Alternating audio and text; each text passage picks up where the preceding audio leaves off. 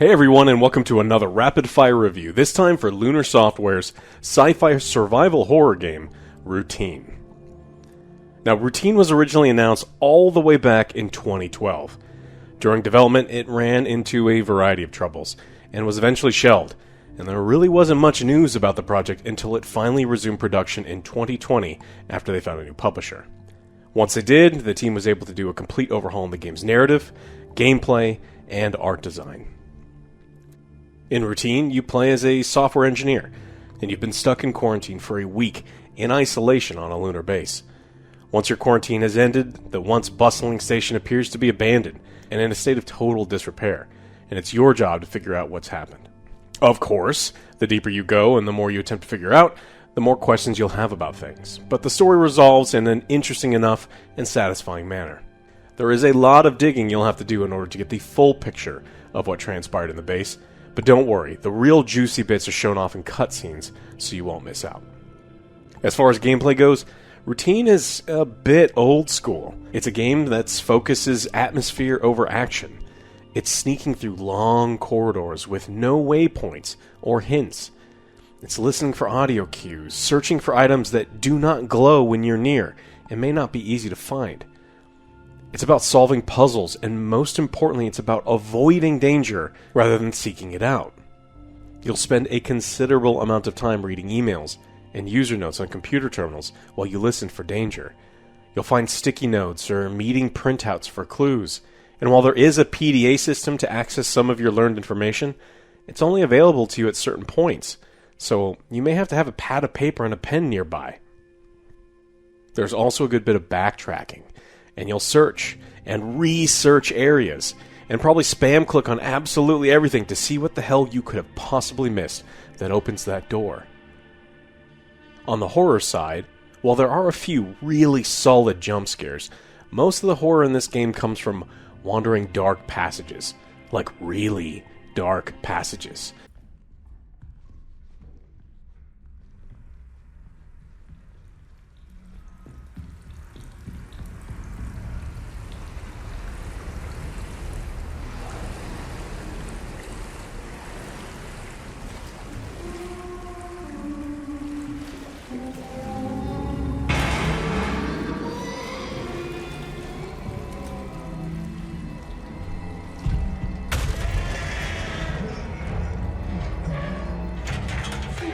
You're surrounded by unsettling things and all manner of spooky noises, and it's heightened knowing that you haven't manually saved the game in quite some time.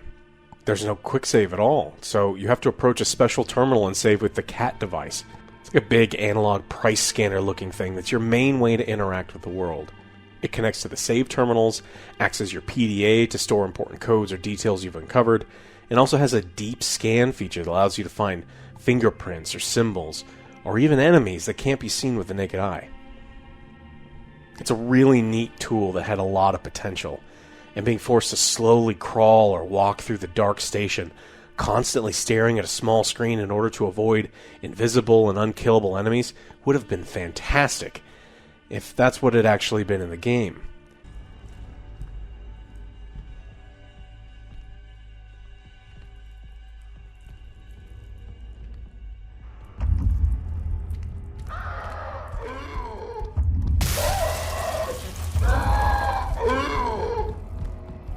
Now, there are a few enemies in the game that can go invisible, and they do hide, like one time in my entire playthrough.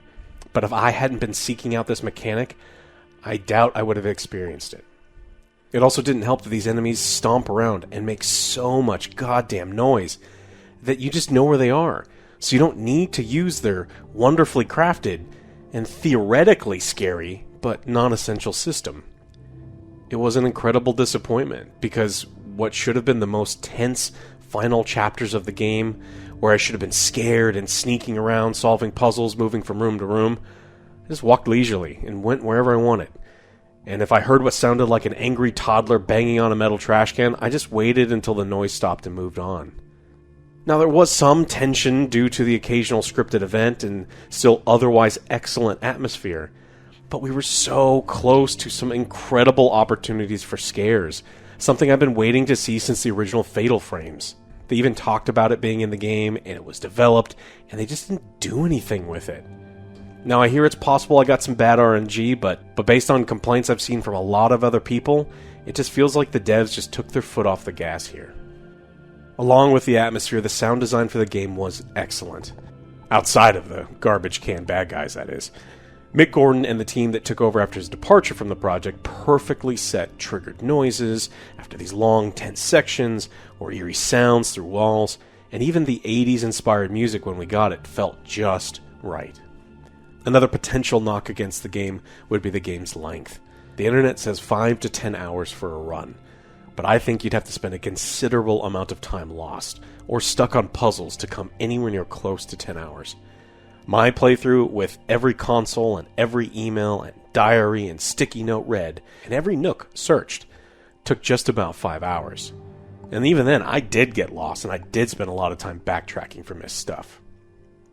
It is only $25, so if you were in the mood for some spooky sci-fi like I was, it's not a terrible deal. It's also included with Game Pass if you still have that running, or if you do plan to turn it on for a short time once you stack up some games to make it worth it. Little side note, let this also serve as a reminder that if you still have Game Pass running, the price went up a lot in most regions, and unless you have a ton of games you're playing on it right this moment, it may be time to pause it until you do. Now, Routine is definitely not going to be a game for everyone. It's not the action horror that seems to be all the rage now. You have to want a slower, investigative playstyle. If you don't, you may agree more with the comments and reviews that have called the game a bit of a walking simulator. Overall, I had a good, but short, time playing Routine. If you're a fan of sci-fi, horror, and puzzles, and don't mind a slower gameplay style, I recommend Routine to you. It's got a decent story with a great atmosphere and the occasional scare, but I still feel like it didn't live up to its full gameplay potential.